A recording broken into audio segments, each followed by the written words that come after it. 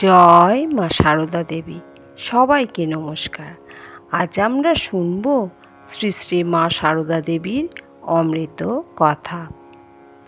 মায়ের জীবনী থেকে জানা যায়, কামারপুকুরে থাকাকালীন মা যখন নির্জনে হালদার পুকুরে স্নান করতে বা জল আনতে যেতেন, তখন তিনি এক অদ্ভুত জিনিস অনুভব করতেন।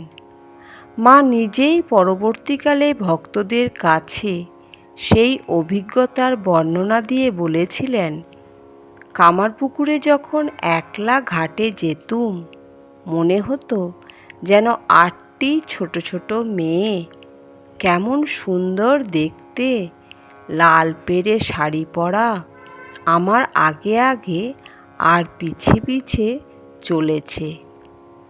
মা সারদাকে সাধারণ মানুষ হিসাবে দেখলেও তাঁর আধ্যাত্মিক সত্তা যে দেবীত্বের আধারে ছিল, এই ঘটনাটি তারই ইঙ্গিত দেয়। শাস্ত্রীয় মতে এই বালিকারূপিণী মেয়েরা ছিলেন অষ্টশক্তি বা দেবীর সহচরী।